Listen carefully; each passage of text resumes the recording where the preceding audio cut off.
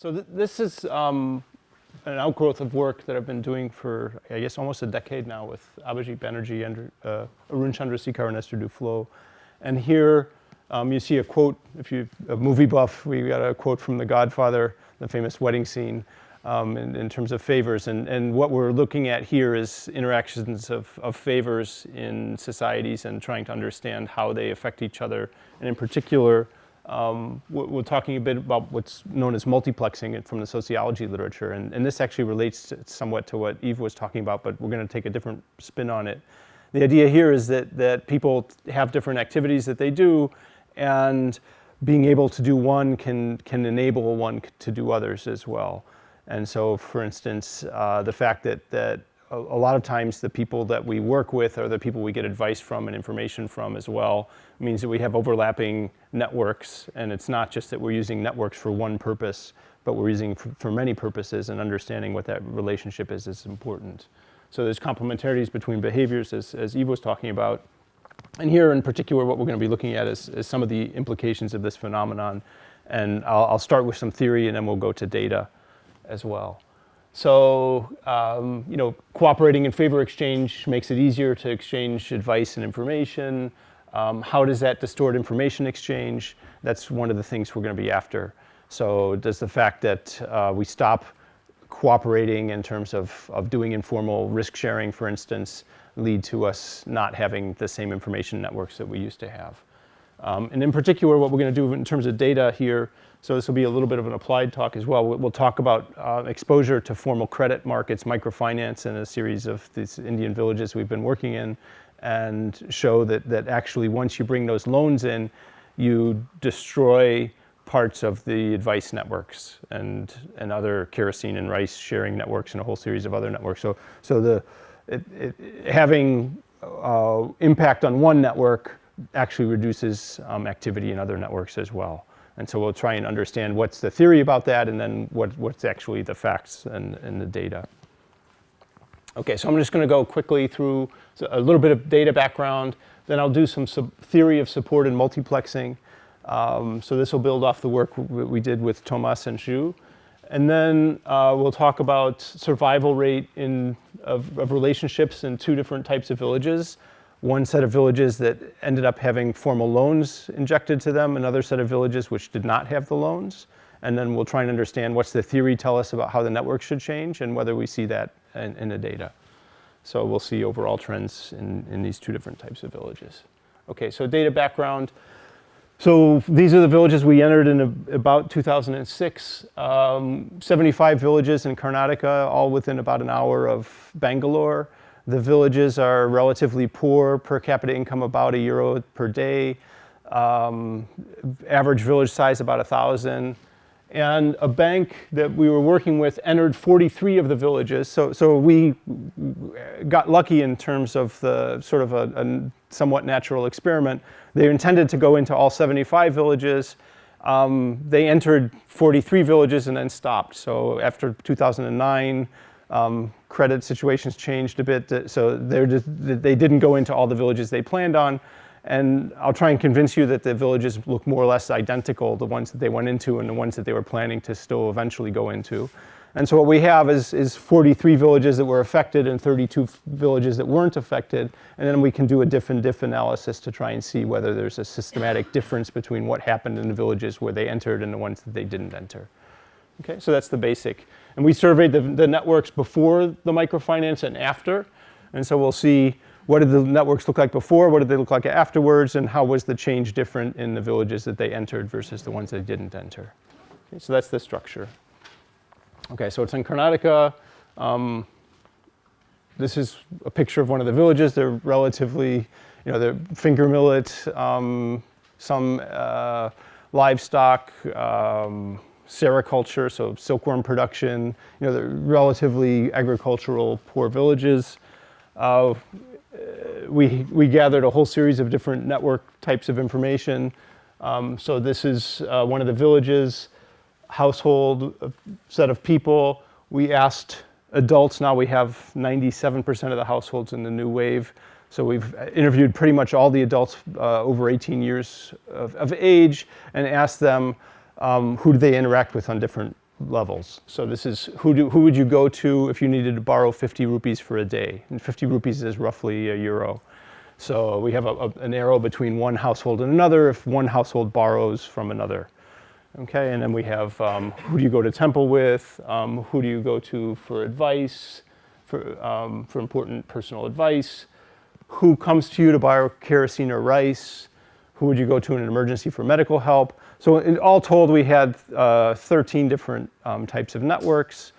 And we have a bunch of demographic information. So this is one of the villages. This is village 26. This is the kerosene and rice network, but now it's colored by caste, whether or not these are advantaged or disadvantaged castes. So we have caste information. We have information on people's profession, education levels,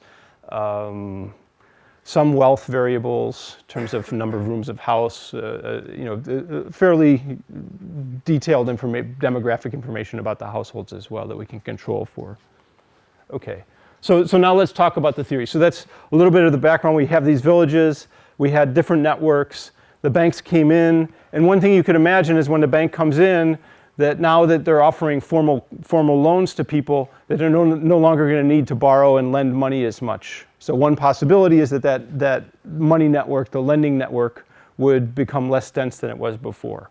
Okay, so that's one hypothesis. And then the question is, how's that going to affect other networks as well? And so now we'll talk a little bit about the theory of what these networks look like and why they have the shapes that they do. And so we'll start with a model of favor exchange, and we'll think about multiple types of interactions. And so we'll talk about two different ways that you can sort of enforce behavior inside a society. One is what we're going to call support, which comes out of the paper with Thomas and Xu, and then the other one is what we'll call multiplexing, which is an idea that comes out of the sociology literature. Okay. So very simple model. I'll do the plain vanilla version here, and you can make it much richer, but this will be easy to understand. You got V as a value of a favor. So sometimes I need favors from friends.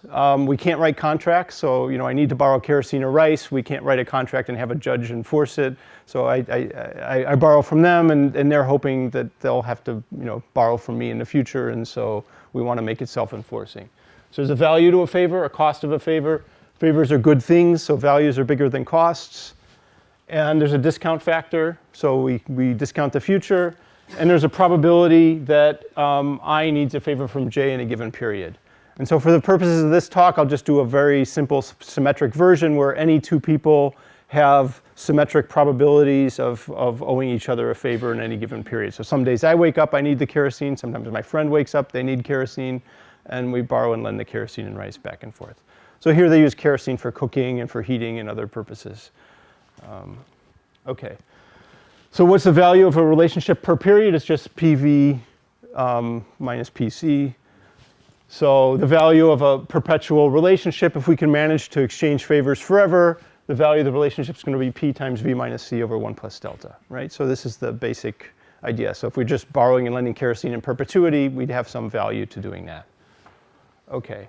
So if we want to think about supporting this in terms of repeated games, then we can do that whenever the cost of providing a favor is less than the future expected value of the relationship.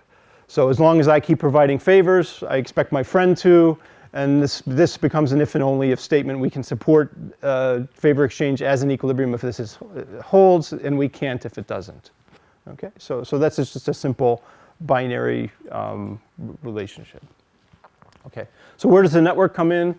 The network comes in then when you add a third individual, and now, for instance, if one doesn't do a favor for two, then one has a possibility of losing two relationships instead of one, right? So the idea of support that we came up within the paper with Thomas and Xu is just to have society have the possibility of ostracizing a given individual. Now you have additional strength of enforcing the person's incentives, because now we have two relationships they're going to lose instead of just one, and that makes it easier to support these relationships. Okay, so is that clear, basic idea here? Okay. So what's multiplexing do? Multiplexing does, instead of working by having multiple people influencing a given individual, we're instead going to have multiple relationships possibly between individuals. And so the idea is that we're not just borrowing and lending kerosene and rice, but we're also borrowing and lending money. We're also giving each other advice. These are all valuable favors. So now maybe we can have 3 relationships instead of 1. And so if I stop doing one favor for a person, they can threaten me with 3 other relationships that I might lose, for instance. Okay? So the idea here is instead of having built with a 3rd individual, we just have 2 relationships that the people are doing together. And that'll have the same effect in terms of the overall relationship. Okay, so basically this is another way to enforce favor exchanges. Instead of building it up where I have multiple people I'm sharing favors with, now I start doing multiple things with a person, and that just makes it more frequent that we're interacting, gives us a higher expected future value, and more threats to make sure that people behave. Just to make sure, couldn't you model this in the same way or similar way by weighted networks of some sort? In which links between individuals are weighted depending on... Sure, so and in fact in the paper we have, so you can do this in full generality. So here I'm doing a very simple version where we're just going to have 0s and 1s, but you can do it with arbitrary weights and arbitrary probabilities, and the probabilities can depend on the values. You can do this so everything's network dependent in a very complicated way. What I'm saying is that these different levels, you could just sort of collapse into a single level with weights actually to the links, and would be a more in a sense, yeah, so practical framework. We're going to want to do this because we're actually going to want to go to the data. And in the data, we have discrete different things that people do. And it's going to be useful to actually look at explicit interactions between those. And we're going to know that there's going to be a shock to one, and we want to see whether they hit other ones. So I think even though it might be, we could just think of this as an intensity, this is actually going to be closer to what we will actually want to use for the data for our purposes. Yeah. Okay, so multiplex supported, those will be the terms we'll be using. And obviously you can sort of add these together. And you can build, it's not too hard then to build a model where we're going to get these things out as network in equilibrium. And so this is the basic game structure, again, follows the stuff that we did with Thomas and Zhu. And you have, in a given period, somebody's called on possibly to perform a favor for another person. The person can either perform the favor or not. If they don't perform a favor, then the relationship dissolves, and then you can, have other people respond, and other people can punish by not following through with relationships. And so basically, if you look at this game and you look at the subgame perfect equilibria of these games, then they give you different equilibrium networks that are going to be possible. So, let's think of a world where there's some M here, which is describing how many different relationships I need in order to keep somebody performing favors. So maybe it's 2, maybe it's 3, maybe it's 4. There's some number of different types of threats that I have to have. We'll call this M. And then, there's going to be lots of different subgame perfect equilibria of these kinds of games. So if we begin to think about this, put any network down where everybody has at least M relationships, that can be sustained in equilibrium by we say, okay, as long as everybody's providing favors, we'll keep providing favors. If anybody ever stops, then we all stop. So you get an easy folk theorem in this kind of world. And that doesn't give you much prediction because you can get pretty much any network out that you want as an equilibrium. And so the kind of refinement we're going to use is there's 2 different properties that we used as a refinement. One is renegotiation proofness. So we're going to add in that if we actually go through, we want to carry out the threat. So it doesn't make a whole lot of sense to have a threat where everybody in society stops providing favors once somebody fails to. It makes more sense just to ostracize that individual or to do a minimal trimming of the relationships than to actually fully go through and have a catastrophic failure. So we're going to impose renegotiation proofness, which you can actually work with in this game. And then we're also going to want a minimal spread of punishment. So we're going to look at a refinement. We're going to pick out a subset of the equilibria, which are renegotiation proof, and where if somebody doesn't perform a favor, then the people who do the punishing are going to be friends of that individual and not somebody arbitrarily far away in the network. Okay, so that's the basic structure. And I'm not going to spend too much time, given the time limitations, on exactly. This is sort of mirrors what we did in the paper with Thomas and Zhu. How significant is this refinement? So it's very significant in terms of it takes it from pretty much any network that you can have to a very small set of networks that are going to be, yes. So it's a dramatic restriction. And it seems to be, yeah, it seems to pick out networks that we see in the data, but there could be other explanations for why we see what we see in the data. So renegotiation proofness is a standard concept that basically what you want is you want it to be a subgame perfect equilibrium, but you also want that in any subgame continuation, there shouldn't be another continuation, which is also renegotiation proof, which Pareto dominates what you're doing. So it shouldn't be that if we go to some point, we can see a better continuation than what we're seeing, and that's going to put in limitations. Okay. So just to give you an idea, like suppose we need exactly two relationships. This goes back to the paper with Thomas and Zhu. Here's something which is not renegotiation proof. And why isn't it renegotiation proof? It is a subgame perfect equilibrium to support this network. What we do is we say, okay, as long as everybody's doing favors, we'll keep doing all favors for each other. Once somebody fails to do a favor, then we stop doing all favors. Okay, well, let's suppose that 2 is supposed to do a favor for 4, and 2 fails to do that favor.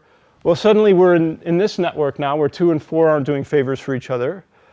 But the question is whether or not the rest of society wants to say, okay, should we really go through with this threat to stop doing all favors, or should we stop here? And we should really stop here, because this is a much better network for the society than this one, so they would renegotiate and end up here. Well, once they know that, then that means that this link can't really survive. Because now people can anticipate, look, if we don't do this, we're not really going to go to the empty network, we're going to stop at this. So that's the idea of renegotiation proofness, and it ties down a set of networks, and it kills a lot of networks that otherwise would be possible, and it sort of gives you a minimal structure to what the networks look like. Okay? Yeah. Because of some discontinuity, I would have thought that 2 and 4 could maintain a mild amount of... Right. So one thing that we're going to assume is that once a person doesn't do a favor for another person, that basically that relationship is going to be soured, and you could assume that it just has to stop for some number of periods, but that's going to be a starting assumption that makes this model go. Yeah. And otherwise, the renegotiation proofness gets quite messy. So we've made some assumptions here that give us some tractability. Okay. So there's a bunch of different renegotiation proof networks, and some of them, like something like this, if somebody doesn't do a favor, then basically what's going to happen is that relationship disappears, but now it's going to have a contagion process, because once 2 and 3 aren't doing favors for each other, now 3 only has one partner. 3 with only one partner can no longer be trusted. And so you eventually get things sort of breaking down. You would end up having this whole network fall apart if you pull one link out, because everybody needs at least 2 to be kept honest. And so eventually you'd have the whole thing break down. Whereas if you have something like this, it's going to be more local. So now if somebody doesn't perform a favor, they're only going to lose links from the people that they were directly connected to. So you end up with a more local process. So we'll say a network's robust against contagion if it's renegotiation proof, and starting from any network sustained in some continuation. If I fails to do a favor from J, then any agent who subsequently loses a link is either I or a neighbor of I. So we're not threatening people by having a contagion through the whole society. We're really just having a person's friends perform the punishments for a given person in equilibrium. Okay. So now we'll go to a more general version of the model. You could have, people have their own discount factors. You could have arbitrary costs for links, values for the favors, probabilities that you need favors, and all of these could depend on the network structure. So once you have that structure, what's the theorem you get? If no favor could be sustained in isolation, and a network's robust against social contagion, then all of its links have to be either multiplexed or supported, So the only way you're going to have any network which is going to work is going to have these either multiplexing or support structures to them in order to make sure that you have a renegotiation proof and robust network. Okay? So that's sort of the theoretical basis for what we should expect. We should see these things multiplexed and or supported in the data. Okay, so that's the theory, and now we'll just go back to the data. So first of all, in the data, here's, for instance, the numbers on the kerosene and rice network. If you want to look at what's the fraction of kerosene and rice links that are supported, it's 73%. What's the percent which are multiplexed? It's 77%. What's the fraction that are supported and or multiplexed? It's 92%. And so actually with 92%, it's most likely that a lot of that we're still missing some links. There could be even measurement error that would account for the difference between this and the 100, but it's a fairly high number. So we are seeing these things highly multiplexed and supported. And in fact, if you look, it's not just because these networks are really dense. If you just look at any two individuals and ask what's the chance that the relationships that they have would be supported or multiplexed if you took a link out, that comes in at about 14%. So this number, it's not just happening because it's a really dense network, it's happening because people's relationships are actually multiplexed and supported. Okay, so now let's go through the hypotheses. So let's think now the bank comes in, starts offering money. What's going to happen? Well, people no longer have needs to borrow from each other. That means the money networks are going to start, the money borrowing and lending networks are going to start to disappear. So that means that some links that are supported and multiplexed by such relationships should disappear too. So the second part of the hypothesis is we're not just going to lose the money links, but we're also going to lose some of the kerosene and rice. We're also going to lose some of the advice network. Okay? And links that are not supported or multiplexed with money links should be less affected. So it should happen if we start pulling out money links, those ones should be affected, but things that weren't supported or multiplexed with money shouldn't be affected. So two parts to the hypothesis. Okay, so let's look at the data then. So again, 2006 we surveyed the villages. 2007 to 10 they entered 43 of the villages, not the others. And then 2011 and 12 we've resurveyed all the villages. So we have a before and after picture, and then we can see what happened. The comparison of the villages, these are the 43 that they went into. These are the 32 they didn't. It's basically we can't find any dimension on which they differ. So you can look at the various network characteristics. You can look at demographic characteristics of the villages. Pretty much any way you cut the villages, they're statistically indistinguishable. The average number of households is slightly larger, but not statistically different. So it's really hard to find any difference there.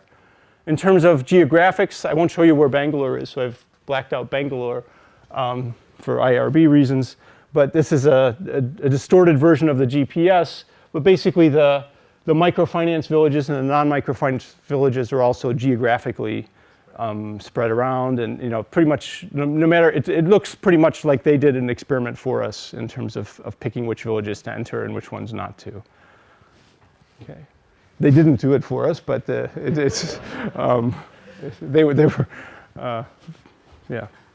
nature was nice to us. Okay, so now let's think of these red links as the money links.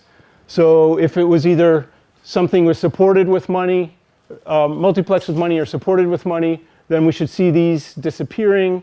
Things that were supported or multiplexed without money, we shouldn't see disappearing, right? And so there's many different configurations of these kinds of things you can find, but we should see these kinds of patterns disappearing and these kinds of patterns not disappearing in the data. Okay, so let's take a look at what happens in the data. So these are money links, and we can say, okay, first of all, we can have money links which are supported with money links. We could have money links which are supported with something else. And we can have money links which are just a lone link. All three types of money links disappear in the data. So in the microfinance, so this is the difference between the microfinance villages and the non-microfinance villages. So you're seeing money links at a lower rate in the, surviving at a lower rate in the microfinance villages than in the non-microfinance villages. So there's turnover in links in all of these villages, and here what we're getting is lower rates of money links in the microfinance villages versus not. So, and just to give you an idea, the average survival rate of links across both is roughly between 30 and 40%. So a 5% drop is about somewhere around a fifth in terms of, so it's quite a big fraction of the links that are actually disappearing.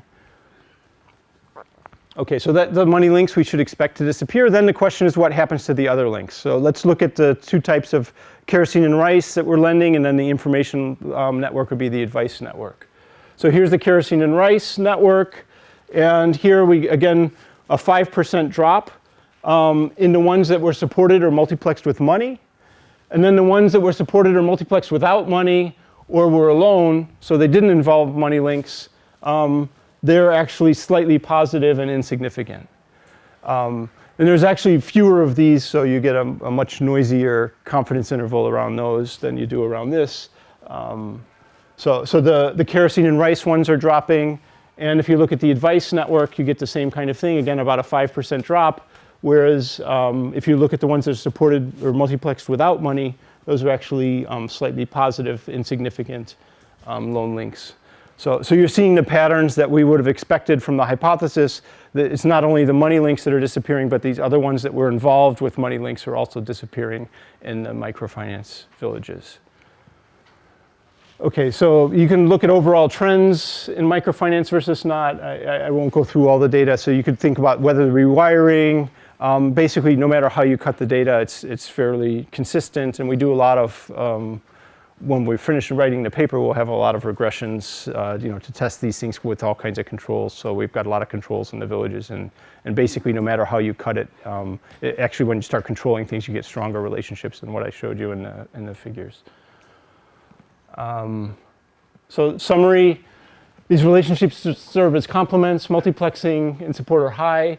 You get a significant difference in the survival rates across the microfinance versus not. And I think in terms of the implications, there's sort of three things I would say for the networks literature. One is that we need a better understanding of the interaction between different types of relationships. So that's something that I think Yves was stressing a little bit in his talk, but more generally, how do these things relate to each other? And there could be a lot of inefficiencies that arise because we actually use one network for multiple purposes, and it's not necessarily the right structure that society would want to have for information spreading, to have these things built on top of kerosene and rice networks and money networks. That's going to have unintended consequences, and I think we need better understandings of dynamic models of favor exchange and other kinds of things. So there's repeated games has been in pretty much a 2x2 world for a long time, and bringing that to a network world I think is something else that could be done quite extensively. And here I think the idea of what we saw in this paper in particular is that it's quite possible that these policies that are helping people on some dimension and actually helping people get loans and credit could have unintended consequences in terms of how it ends up affecting the rest of the parts of the society. And understanding that doesn't mean it's bad to go in and offer microfinance. It just means that we have to understand it more holistically than just directly in terms of the credit markets. And without that understanding, we might be doing things that we didn't intend to do when the policy was stated to go in and offer credit. And so, we need to enrich these positive policies to have only a positive impact. So, thank you very much.